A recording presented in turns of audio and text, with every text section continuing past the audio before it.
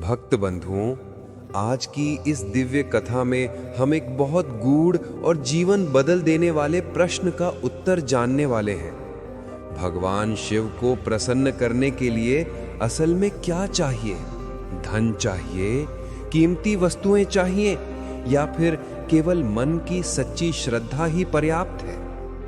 भक्त बंधुओं, इस कथा को अंत तक सुनेंगे तो आपको स्वयं समझ में आ जाएगा कि कैसे भगवान शिव मन से किए गए छोटे से छोटे पुण्य को भी स्वीकार कर लेते हैं और कैसे उनका आशीर्वाद पूरे परिवार का भाग्य बदल देता है।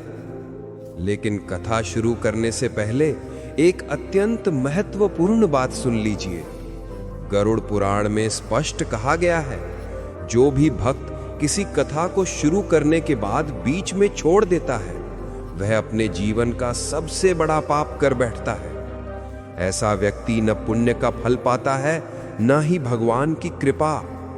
इसलिए भक्त बंधुओं, अपने परिवार, अपनी संतान, अपने जीवन सुख और आने वाले समय के कल्याण के लिए इस कथा को एक सांस में शुरुआत से अंत तक अवश्य सुनें।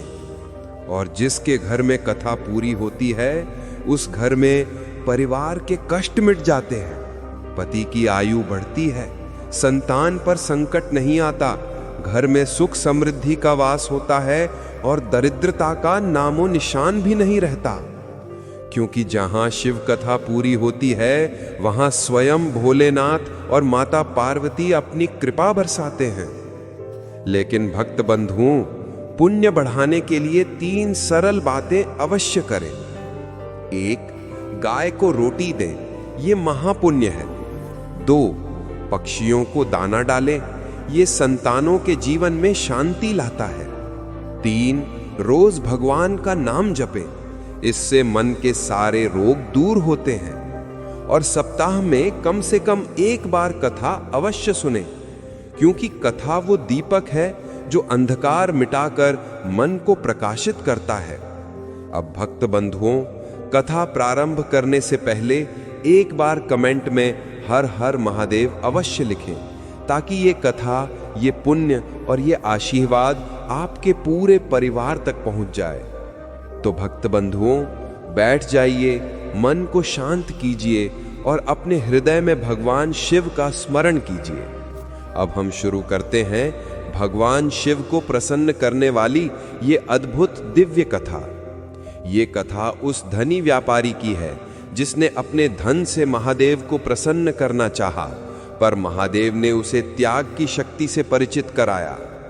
उज्जैन नगरी से सटे एक अत्यंत समृद्ध शहर की, जहां व्यापार अपनी चरम सीमा पर था। शहर के बीचों बीच एक भव्य शिव मंदिर था, जिसकी प्रतिष्ठा दूर दूर तक फैली हुई थी। इसी शहर में एक युवा और अत्यंत सफल व्यापारी रहता था, जिसका नाम था मुकेश। मुकेश ने अपने व्यापार में अपार सफलता प्राप्त की थी और उसके पास अथाह धन संपत्ति थी। वह बड़े बड़े महलों में रहता था और उसके पास सोने चांदी की कोई कमी नहीं थी। मुकेश महादेव का भक्त था, पर उसकी भक्ति का मुख्य उद्देश्य प्रदर्शन था। वह मंदिर में जाता तो अपने साथ बड़े बड़े सोने चांदी के पात्र और फल लेकर जाता था। मुकेश को लगता था कि वह अपने धन के कारण महादेव का सबसे प्रिय भक्त है। जब भी वह दान करता, वह सुनिश्चित करता कि पूरा नगर देखे। वह मंदिर में सबसे ऊंची जगह पर बैठता और लोगों के सामने चिल्ला चिल्ला कर घोषणा करता। मुकेश घमंड से, सुनो, मैंने आज शिव मंदिर के लिए 1000 सोने के सिक्के दान किए हैं। मैंने आज हजारों ब्राह्मणों और गरीबों को भोजन कराया है। मेरा धन मेरी भक्ति का प्रमाण है। महादेव मुझ पर ही सबसे अधिक कृपा करते हैं, क्योंकि मैं उन्हें सबसे मूल्यवान चीज अर्पित करता हूं। मुकेश की पत्नी का नाम था विमला। विमला अपने पति से बिल्कुल विपरीत थी। वह अत्यंत सरल, विनम्र और त्याग की भावना से युक्त थी। विमला को महादेव की निराकार और शांत भक्ति पर विश्वास था और वह आडंबर और दिखावे से दूर रहती थी। विमला अक्सर अपने पति को समझाने की कोशिश करती थी। विमला, विनम्रता और प्रेम से, स्वामी, आप धन्य हैं कि आप इतना दान कर सकते हैं, पर महादेव को आपके धन की आवश्यकता नहीं है। उन्हें आपके हृदय की सरलता और सेवा का भाव चाहिए। सच्चा दान वह है जिसमें त्याग का सुख हो, ना कि प्रदर्शन का अहंकार। मुकेश को अपनी पत्नी की ये बातें केवल अंधविश्वास और गरीबी का तर्क लगती थीं। वह कहते थे, विमला, तुम नहीं समझोगी, इस संसार में सब कुछ मोल से मिलता है। भक्ति का मोल भी धन से लगाया जाता है। जिसके पास देने के लिए कुछ नहीं, उसकी भक्ति का क्या मोल। मुकेश का ये धन का अहंकार उसके हृदय की सरलता को धीरे धीरे नष्ट कर रहा था। उसी शहर के बाहरी किनारे पर एक छोटा सा किसान गांव था। इस गांव में एक अत्यंत गरीब किसान रहता था, जिसका नाम था रघु। रघु के पास ना तो धन था, ना ही ज्ञान, पर वह संतोष और प्रेम से भरा हुआ था। रघु की झोंपड़ी थी और थोड़ी सी जमीन थी, जिस पर वह कड़ी मेहनत करता था। रघु की भक्ति मुकेश की भक्ति से बिल्कुल विपरीत थी। वह रोज सुबह भोर होने से पहले अपने खेत में काम शुरू करने से पहले खेत की मिट्टी से एक छोटा सा शिवलिंग बनाता था। उसके पास महादेव को चढ़ाने के लिए ना तो दूध था, ना फल, ना फूल। वह केवल अपने दिन का पहला परिश्रम अपने हाथों की मिट्टी और पसीने की बूंद उस शिवलिंग पर अर्पित करता था। रघु के लिए उसका कर्म ही उसकी पूजा थी। रघु हर रोज खेत में काम करते समय अपनी पूरी शक्ति और एकाग्रता से काम करता, यह सोचकर कि वह अपना कर्म महादेव को अर्पित कर रहा है। उसकी भक्ति में त्याग था, ना कि प्रदर्शन। एक दिन व्यापारी मुकेश ने अपने शहर में एक विशाल अभूतपूर्व शिव महायज्ञ का आयोजन किया।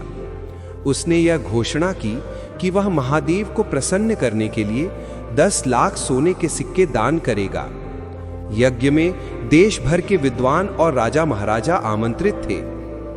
यज्ञ का पंडाल सोने और मखमली कपड़ों से सजाया गया था।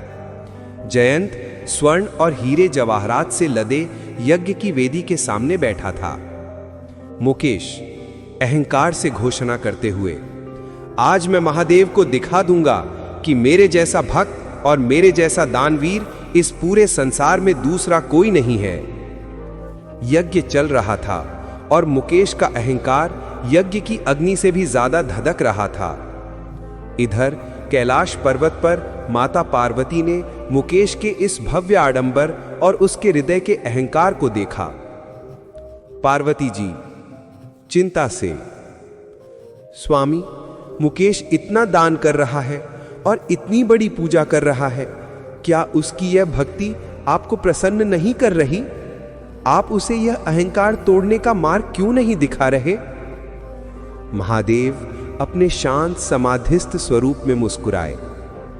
महादेव, देवी, जहां प्रदर्शन होता है वहां भक्ति का निवास नहीं होता। मुकेश का दान केवल मोल है, मूल्य नहीं। वह यह सिद्ध करना चाहता है कि वह अपने धन से मुझे खरीद सकता है। वह स्वयं को दाता और मुझे लेने वाला समझ रहा है। महादेव ने आगे एक गूढ़ रहस्य खोला। मैं उसे त्याग का सच्चा अर्थ समझाऊंगा। मैं उसे एक ऐसी कठिन परीक्षा दूंगा जहां उसे सबसे अधिक प्रिय चीज का त्याग करना होगा, और उस परीक्षा में गरीब किसान रघु उसे सच्चे त्याग का मार्ग दिखाएगा। महादेव ने मुकेश के यज्ञ में अपनी माया भेजने का निश्चय किया। यह माया ऐसी थी जो सीधे मुकेश के अहंकार और धन पर प्रहार करने वाली थी। मुकेश का विशाल शिव महायज्ञ अपने चरम पर था। लाखों सोने के सिक्के, रत्न और बहुमूल्य वस्त्र वेदी के पास रखे थे, जिनका दान मुकेश करने वाला था। चारों ओर वेद मंत्रों की ध्वनि गूंज रही थी, पर मुकेश के हृदय में केवल अहंकार की ध्वनि थी। तभी महादेव की माया ने कार्य करना शुरू किया। यज्ञ की अग्नि अचानक बिना किसी कारण से मंद पड़ने लगी। पुरोहितों ने और घी डाला मंत्रों का उच्चारण और तेज किया, पर अग्नि बुझती चली गई। कुछ ही देर में वह भव्य यज्ञ की अग्नि केवल राख के ढेर में बदल गई। पूरे पंडाल में अफरा तफरी मच गई। यज्ञ का रुकना बहुत बड़ा अपशकुन माना जाता था। मुकेश क्रोधित होते हुए, ये क्या हो रहा है? मैंने इतना धन लगाया है, देश के महान पुरोहित यहां हैं, ये अग्नि क्यों बुझ रही? क्या महादेव मेरी भक्ति स्वीकार नहीं कर रहे? पुरोहितों ने हाथ जोड़कर कहा, व्यापारी जी, हमें क्षमा करें, यह साधारण अग्नि नहीं है। लगता है महादेव आपकी किसी भक्ति को स्वीकार नहीं कर रहे हैं, या उन्हें आपकी सबसे प्रिय वस्तु की आवश्यकता है। मुकेश के मन में संदेह पैदा हुआ। वह तुरंत अपनी पत्नी विमला के पास गया। मुकेश, विमला, तुम ही बताओ, मैंने अपना सब कुछ महादेव को दे दिया है, अब उन्हें और क्या चाहिए? मेरा दान, मेरा संकल्प सब व्यर्थ हो गया है। विमला ने शांत होकर उत्तर दिया, स्वामी, महादेव को धन नहीं बल्कि त्याग चाहिए। आपने अभी तक अपना कोई भी प्रिय मोह नहीं त्यागा है। शायद महादेव आपको वही त्यागने को कह रहे हैं। मुकेश इसी दुविधा में था कि उसे किस वस्तु का त्याग करना चाहिए। तभी यज्ञ वेदी के पास एक तेज प्रकाश फैला। उस प्रकाश के बीचों बीच स्वयं महादेव एक भयंकर तापस यानी तपस्वी के रूप में प्रकट हुए। उनके माथे पर भस्म लगी थी और उनके नेत्रों में दिव्य तेज था। पूरे पंडाल में सन्नाटा छा गया। सबने हाथ जोड़कर महादेव को प्रणाम किया। महादेव ने मुकेश की ओर देखा और उनकी गर्जना मुकेश के अहंकार पर सीधी पड़ी। महादेव, हे व्यापारी मुकेश, तूने मेरे लिए यह यज्ञ किया, तूने मुझे अपने धन से प्रसन्न करना चाहा। सुन, मैं धन से नहीं, त्याग से प्रसन्न होता हूं। मुकेश भय से कांप रहा था। मुकेश भयभीत होकर, हे प्रभु, मैं आपको और क्या अर्पित करूं? मैंने आपको 10 लाख सोने के सिक्के अर्पित करने का संकल्प लिया है। मेरा सारा धन आपके चरणों में है। महादेव मुस्कुराए। महादेव, यह सब मेरा ही दिया हुआ है मुकेश, तू मुझे मेरा ही धन क्यों दे रहा है? मैं तुझे एक प्रश्न पूछता हूं, क्या तू वह वस्तु मुझे अर्पित कर सकता है जिसके बिना तेरा जीवन अधूरा हो जाए? मुकेश ने तुरंत अपने धन की ओर देखा। उसे लगा, अगर मेरा धन चला गया तो मेरा जीवन अधूरा हो जाएगा। मुकेश दृढ़ता से, हां प्रभु, मेरा सारा धन ही मेरा जीवन है। मैं यह 10 लाख सोने के सिक्के आपको अर्पित करता हूं। महादेव हंसे। उनकी हंसी पूरे पंडाल में गूंजी। महादेव, मूर्ख, धन तो आता जाता रहता है। तूने यह धन मेहनत से कमाया है, पर यह तेरे जीवन का आधार नहीं है। मैं तुझे एक दिन की मोहलत देता हूं। उस वस्तु को पहचान जिसके बिना तू कल जीवित नहीं रह सकता। वही तेरा सच्चा त्याग होगा। महादेव यह कहकर उस प्रकाश के साथ लुप्त हो गए। यज्ञ की अग्नि अभी भी बुझी हुई थी और सारा पंडाल आश्चर्य और भय से स्तब्ध था।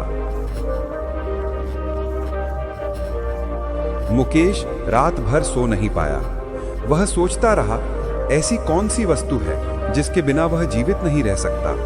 क्या वह उसका महल है? नहीं, वह कहीं और रह सकता है। क्या वह उसकी संपत्ति है? नहीं, वह फिर से कमा सकता है। क्या वह उसकी सुंदरता है?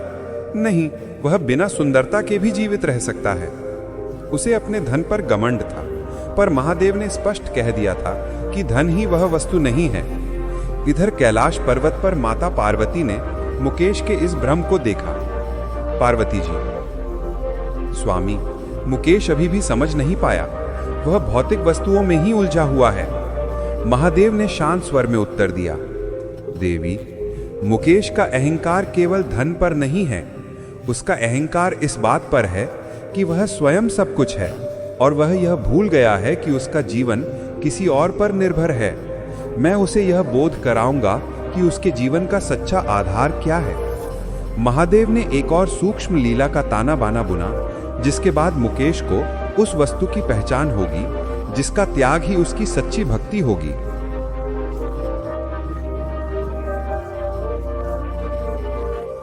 अगली सुबह मुकेश अत्यंत परेशान था। वह अभी भी अपनी सबसे प्रिय वस्तु की पहचान नहीं कर पा रहा था। वह अपने महल के प्रांगण में उदास बैठा था। उसकी पत्नी विमला पास ही बैठी थी।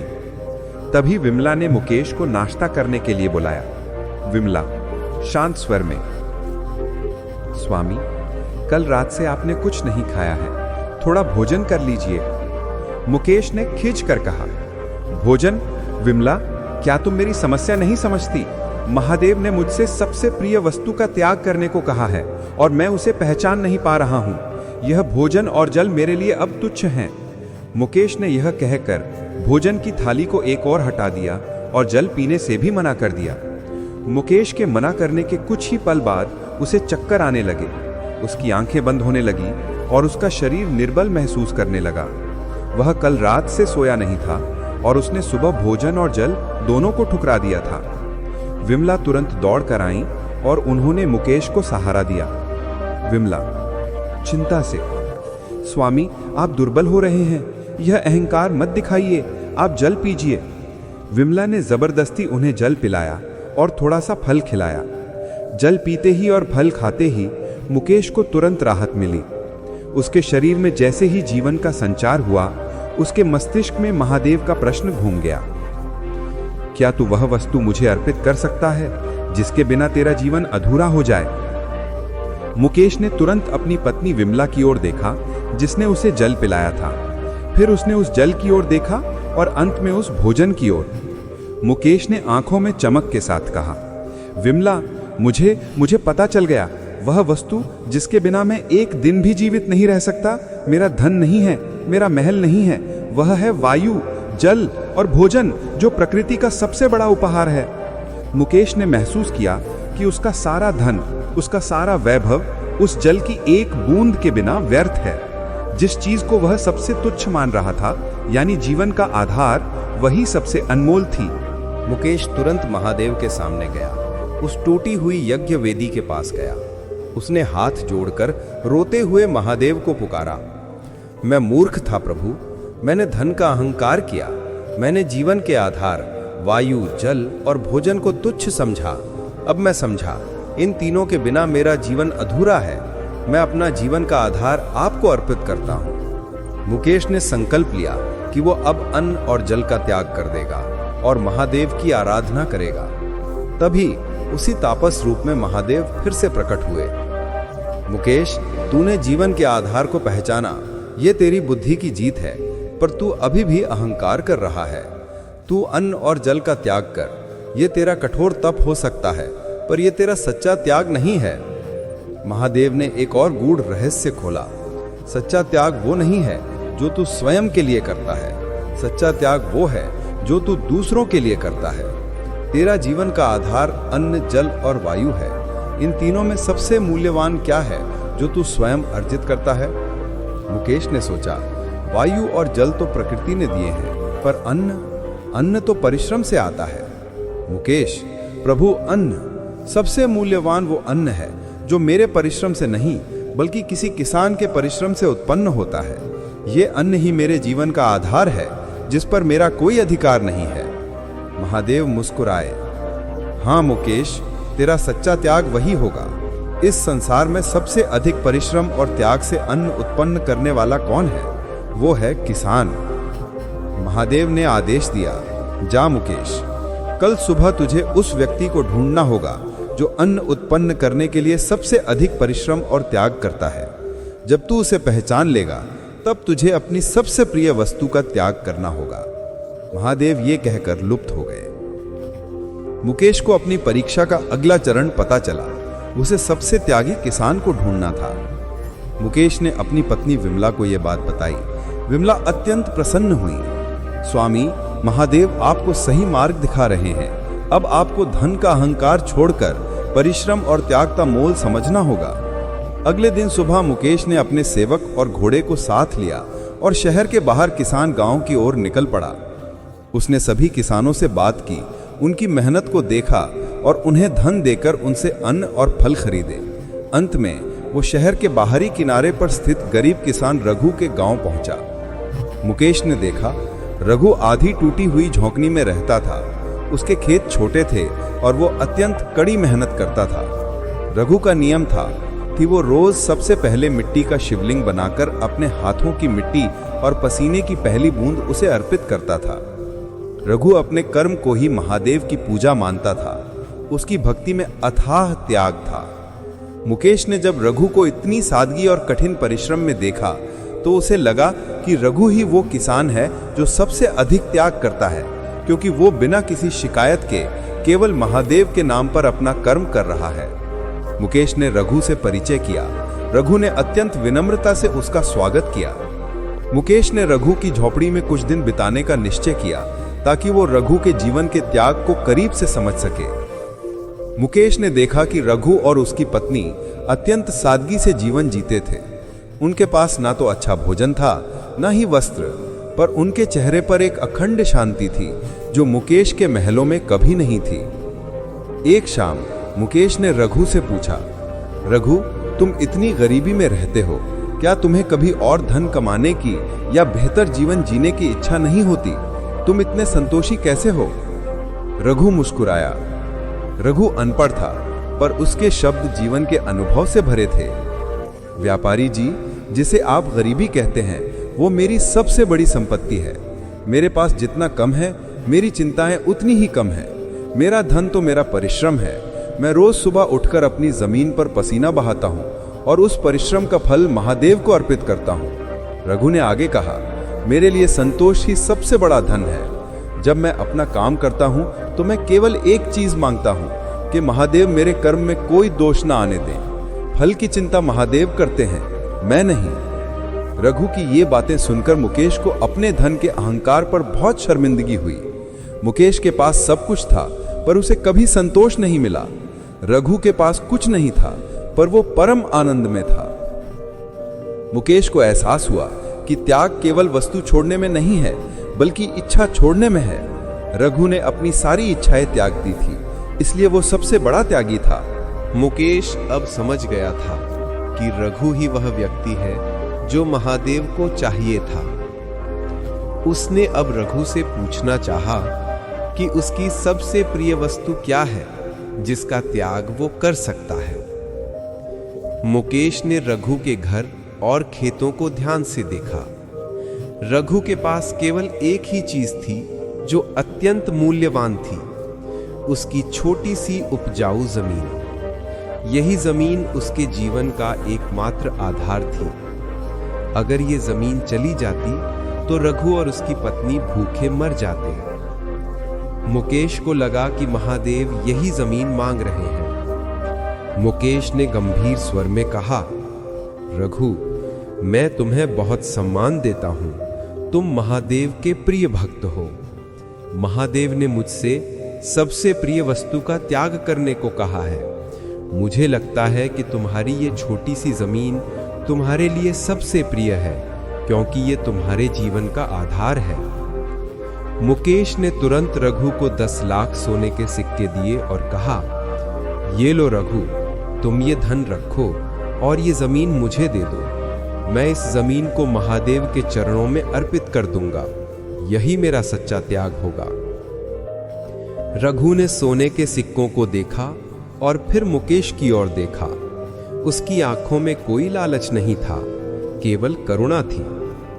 रघु ने मुकेश से कहा, व्यापारी जी, आप फिर से वही गलती कर रहे हैं। आप त्याग को खरीदने की कोशिश कर रहे हैं। आप मुझे धन देकर मेरी जमीन छीनना चाहते हैं। जमीन का त्याग करना मेरा कर्म है, आपका नहीं।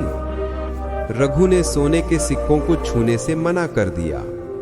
रघु दृढ़ता से बोला, व्यापारी जी, ये जमीन मेरे लिए धन नहीं है, ये मेरे लिए महादेव का आशीर्वाद है।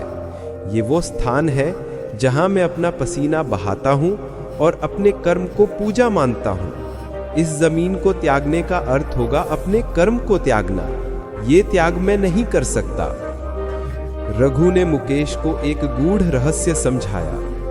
व्यापारी जी, आपका सबसे प्रिय धन आपकी संपत्ति नहीं है। आपका सबसे प्रिय धन आपका अधिकार है। ये अहंकार कि आप दाता हैं और आप ही सब कुछ नियंत्रित करते हैं, महादेव चाहते हैं कि आप उस वस्तु का त्याग करें जो आपकी नहीं है पर आपको सबसे प्रिय है। मुकेश ने रघु की बातों पर गहराई से विचार किया।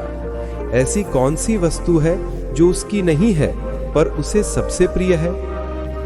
तभी मुकेश को अपनी पत्नी विमला की बात याद आई। मुकेश का अहंकार इस बात पर है कि वह स्वयं सब कुछ है। मुकेश को तुरंत एक और वस्तु याद आई।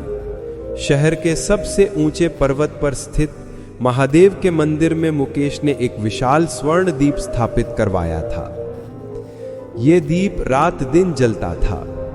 मुकेश को इस बात पर घमंड था कि पूरे शहर में केवल मेरा ही दीप है जो रात दिन महादेव के चरणों में प्रकाश देता है। ये दीप उसके दान और भक्ति का सबसे बड़ा प्रदर्शन था। ये दीप उसने अपने धन से बनवाया था, पर इसका प्रकाश उस पर महादेव की कृपा का प्रतीक था। यही दीप उसके अहंकार और प्रदर्शन का सबसे बड़ा आधार था। मुकेश ने आंखों में आंसू के साथ कहा, रघु, मुझे पता चल गया, मेरी सबसे प्रिय वस्तु मेरा स्वर्ण दीप है। वो दीप जो मेरी भक्ति का प्रदर्शन है, जिसे देखकर लोग मेरी प्रशंसा करते हैं। ये दीप मेरा नहीं, महादेव का है, पर मुझे इस पर घमंड है। यही मेरा अधिकार है। मुकेश ने उसी क्षण संकल्प लिया कि वो जाकर उस स्वर्ण दीप को महादेव के चरणों से हटा देगा। ये दीप का त्याग प्रदर्शन के अहंकार का त्याग था।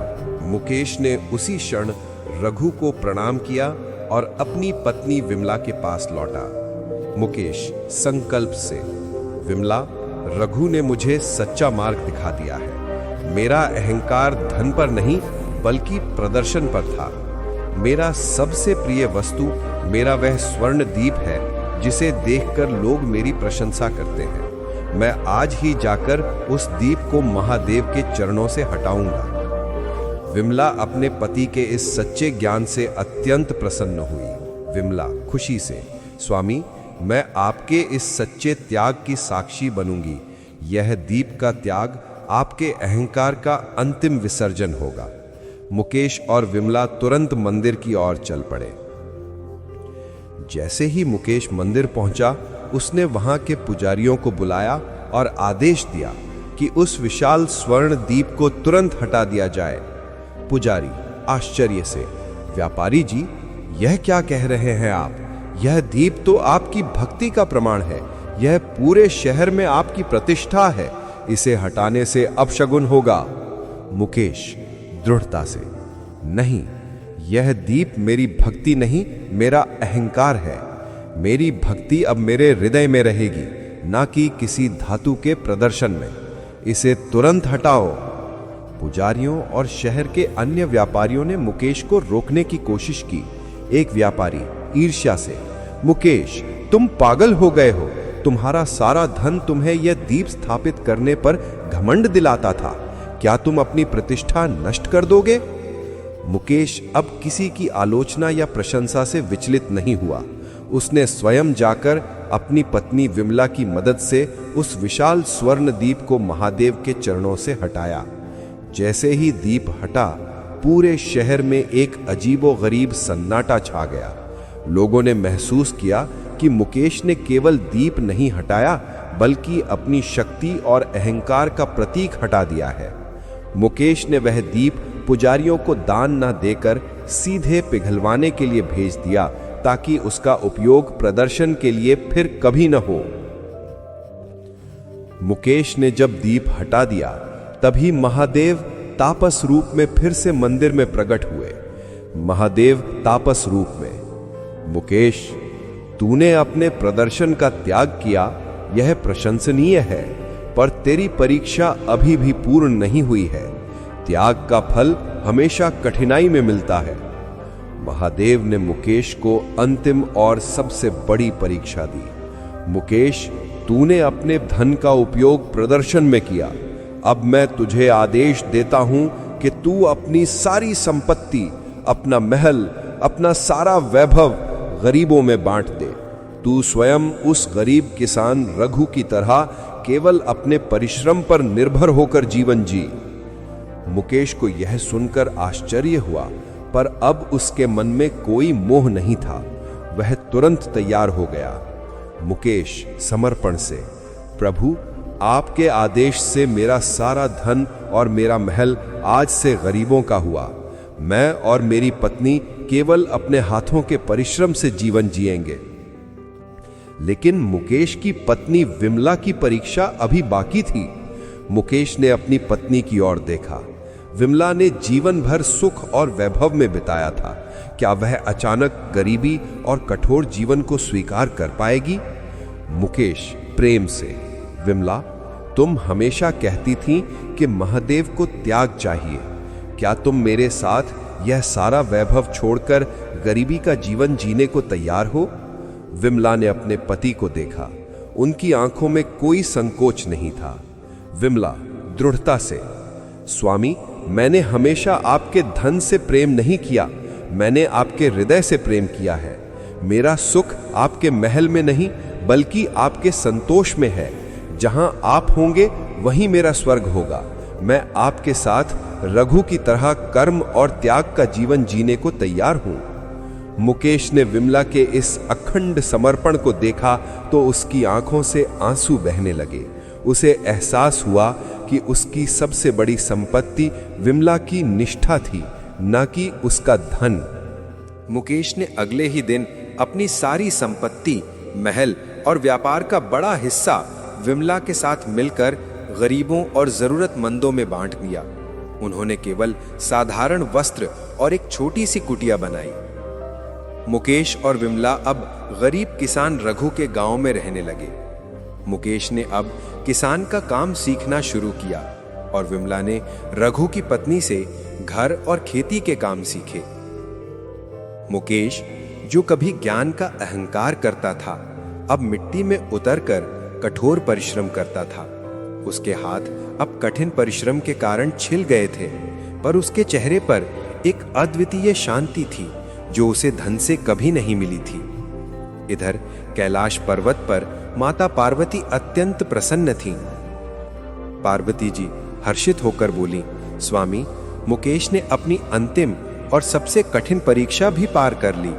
उसने धन, महल और अहंकार सबका त्याग कर दिया और विमला की निष्ठा अद्भुत है। महादेव मुस्कुराए। महादेव बोले, देवी, मुकेश ने अब समझा कि सच्चा त्याग केवल वस्तु छोड़ना नहीं बल्कि अहंकार और सुख की इच्छा छोड़ना है।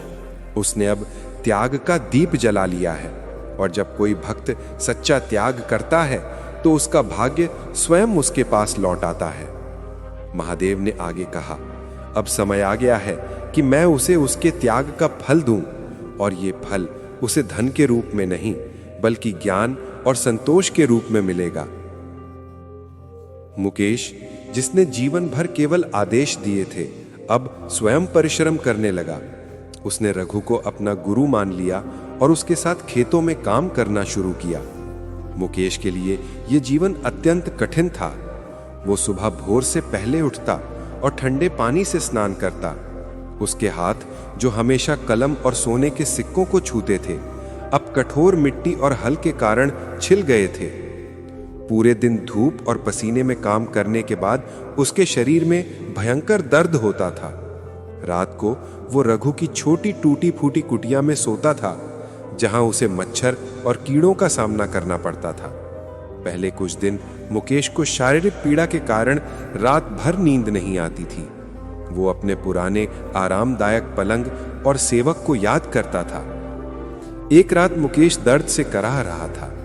विमला पास ही बैठी थी और अपने हाथों से उनके पैरों की मालिश कर रही थी।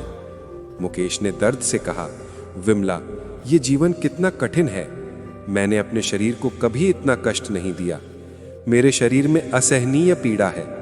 क्या हमारी ये तपस्या कभी पूरी होगी? विमला ने शांत होकर उत्तर दिया। विमला ने प्रेम और धैर्य से कहा, स्वामी, यही आपकी सच्ची तपस्या है। जब आप महल में थे तो आपकी पीड़ा मानसिक थी, अहंकार की पीड़ा। अब ये पीड़ा शारीरिक है। ये पीड़ा आपके पुराने अहंकार के शरीर को तोड़कर एक नया विनम्र शरीर बना रही है। इस पीड़ा में भी हमें संतोष रखना होगा। यही महादेव का आदेश है। विमला स्वयं भी कठोर परिश्रम कर रही थीं। वो रघु की पत्नी के साथ खेत में पानी देती थीं और घर के सारे काम करती थीं। विमला के हाथ भी छिल चुके थे, पर उनके मुख पर कोई शिकायत नहीं थी। उनकी निष्ठा ने मुकेश को आगे बढ़ने की शक्ति दी। किसान रघु मुकेश के इस परिश्रम को चुपचाप देख रहा था। रघु ने देखा कि मुकेश का शरीर थक चुका है, पर उसका संकल्प अटल है। एक दोपहर जब वे दोनों खेत में हल चला रहे थे, रघु ने मुकेश को अपने पास बुलाया। रघु ने स्नेह से कहा, व्यापारी जी, आप बहुत परिश्रम कर रहे हैं, पर आप अपने काम को केवल कष्ट मान रहे हैं, पूजा नहीं। मुकेश हैरान होकर बोले, गुरुदेव, मैं इस पीड़ा को कैसे पूजा मानूं? रघु ने कहा, पंडित जी, आप तो ज्ञानी हैं। आपके हाथों से जो पसीना गिर रहा है वही हानिगा देव को चढ़ाया गया गंगा जल है। आप मिट्टी में जो बीज डालते हैं वही जीवन का बीज है। जब आप अपने कर्म को परमेश्वर की सेवा मानेंगे तो आपकी शारीरिक पीड़ा आनंद में बदल जाएगी। रघु ने आगे कहा, याद रखिए, धन का त्याग करना आसान है, अहंकार का त्याग करना कठिन है, पर आराम का त्याग करना सबसे कठिन है। आप आराम का त्याग कर रही हैं, यही आपका सच्चा तप है। मुकेश ने रघु के इन गूढ़ शब्दों को समझा। उसे दिन से जब भी वो फावड़ा चलाता या हल जोतता तो वो हर हर महादेव का जाप करता। उसने अपने कर्म को, अपने पसीने को महादेव के चरणों में अर्पण करना शुरू कर दिया। जैसे ही मुकेश ने अपने कर्म को पूजा माना, उसके शरीर की पीड़ा शांत होने लगी और उसके हृदय में एक अद्वितीय शांति और संतोष का भाव जागा, जो उसे अपने महल में कभी नहीं मिला था। इधर कैलाश पर्वत पर माता पार्वती और महादेव मुकेश और विमला के इस कठोर जीवन को देख रहे थे।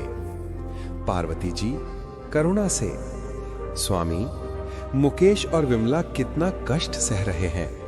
मुकेश ने कभी ऐसी धूप नहीं देखी थी, पर उनके मुख पर अब संतोष है। महादेव अत्यंत प्रसन्न होकर मुस्कुराए। महादेव, देवी, त्याग का फल तभी मिलता है जब त्याग के बाद भी संतोष बना रहे। मुकेश ने धन का त्याग तो कर दिया था, पर अब उसने आलस्य और सुख की इच्छा का भी त्याग कर दिया है। उसका ये पसीना उसके पापों को धो रहा है। महादेव ने आगे एक रहस्य खोला। अब मुकेश ने कर्म की शक्ति को जान लिया है।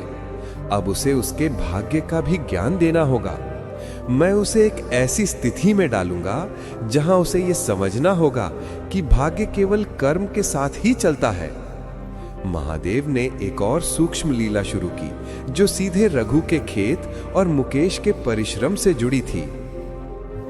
मुकेश, रघु और विमला जी जान से खेतों में काम कर रहे थे, लेकिन उस वर्ष गर्मी बहुत भयंकर थी और बारिश बिल्कुल नहीं हो रही थी।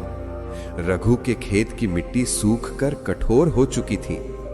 रघु बहुत चिंतित था। रघु चिंतित होकर, व्यापारी जी, इस बार वर्षा नहीं हुई तो हमारी पूरी फसल नष्ट हो जाएगी। हमारे पास इतना धन नहीं है कि हम कुआं खोद सकें या दूर से पानी ला सकें। मुकेश ने रघु की चिंता देखकर अपने पुराने ज्ञान का उपयोग करना चाहा।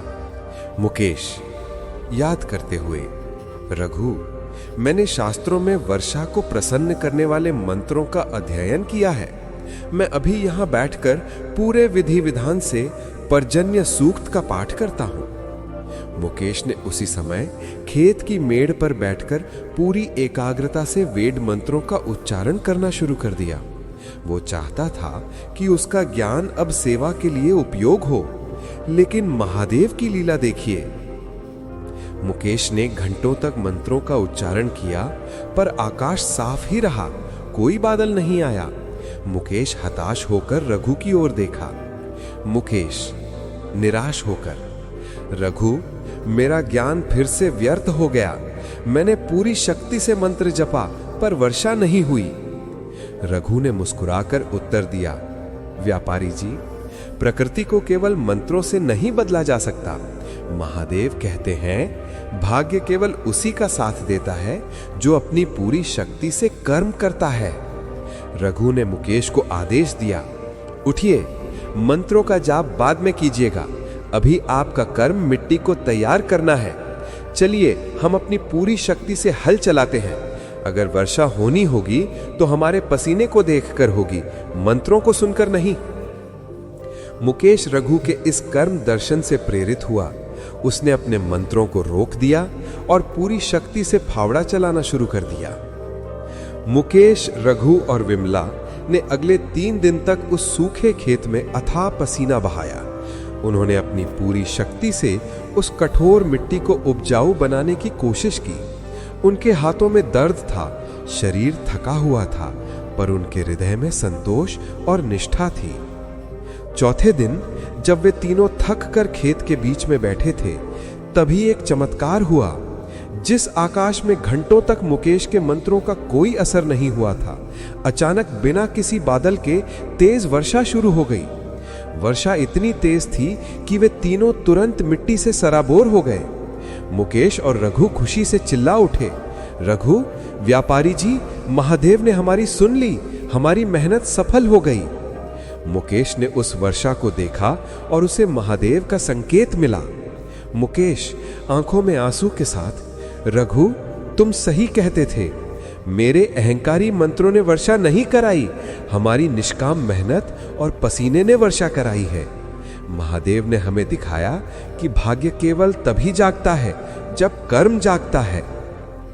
मुकेश को एहसास हुआ कि वर्षा का होना भाग्य था, पर खेत को तैयार करना कर्म था। अगर उन्होंने खेत तैयार नहीं किया होता तो यह वर्षा भी व्यर्थ हो जाती। भाग्य अर्थात वर्षा ने तभी साथ दिया जब कर्म पूरा हो चुका था। मुकेश ने उस क्षण अपने पुराने अहंकार को पूरी तरह से त्याग दिया। अब उसे अपने धन वैभव की कोई इच्छा नहीं थी। उसे अब कठोर परिश्रम में ही परम आनंद मिलने लगा था।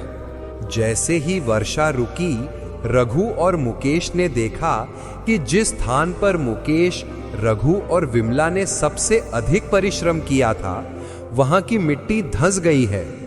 रघु ने फावड़े से उस स्थान को और खोदा तो वहां से एक प्राचीन पीतल का कलश निकला।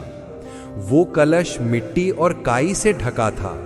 मुकेश और रघु ने मिलकर उसे साफ किया। कलश के ऊपर एक प्राचीन लिपि में एक श्लोक खुदा हुआ था। वेद प्रकाश, जो वेद के ज्ञाता थे, उस श्लोक को तुरंत पढ़ लिया। श्लोक का अर्थ था कि ये निधि उस व्यक्ति के लिए है जिसने अपने अहंकार का दीप बुझा दिया हो और अपने श्रम के पसीने से इस भूमि को सींचा हो। ये निधि भाग्य का वरदान नहीं, बल्कि कर्म का फल है। कलश सोने के सिक्कों से भरा हुआ था। मुकेश और रघु दोनों आश्चर्यचकित रह गए। ये वही सोना था जो मुकेश ने यज्ञ में दान करने का संकल्प लिया था। महादेव ने वो सोना मुकेश के परिश्रम से उसे वापस दिया।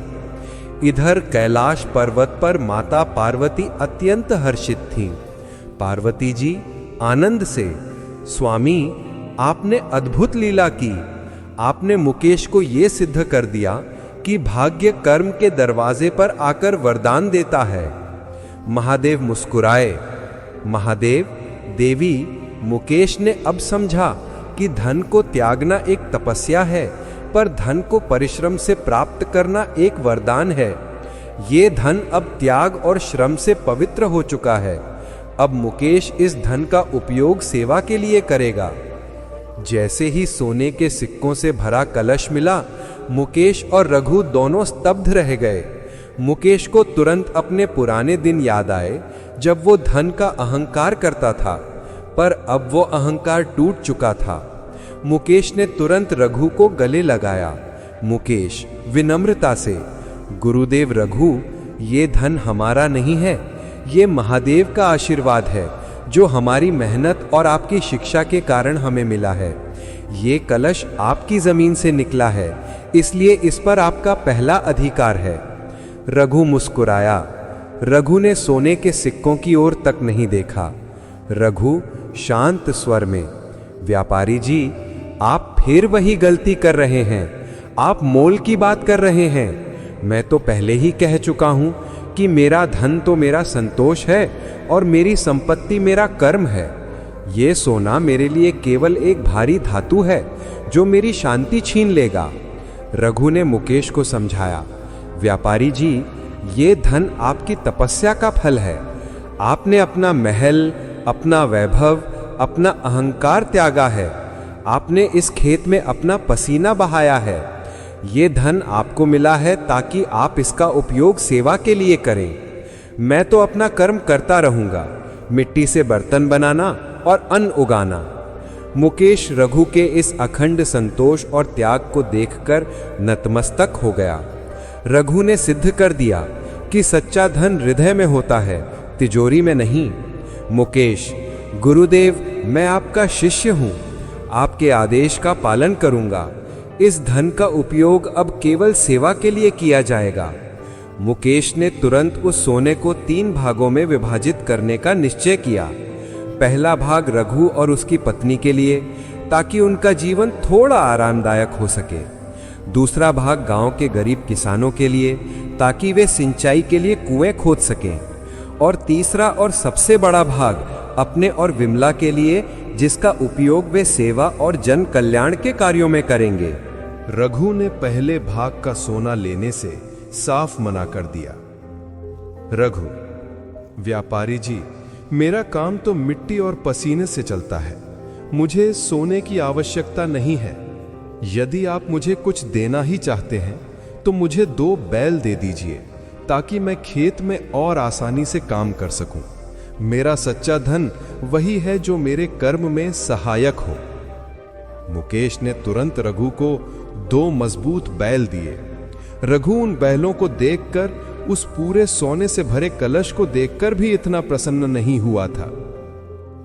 मुकेश ने रघु के इस कार्य से अंतिम ज्ञान प्राप्त किया कि धन का उपयोग वही व्यक्ति सही से कर सकता है जो केवल उतना ही ले जितनी उसे कर्म के लिए आवश्यकता हो।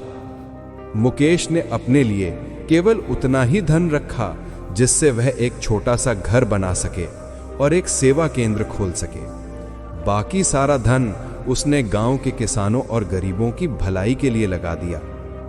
मुकेश ने उस धन से एक ज्ञान केंद्र और एक अन्न भंडार स्थापित किया। मुकेश और विमला ने उस गांव में एक नया जीवन शुरू किया।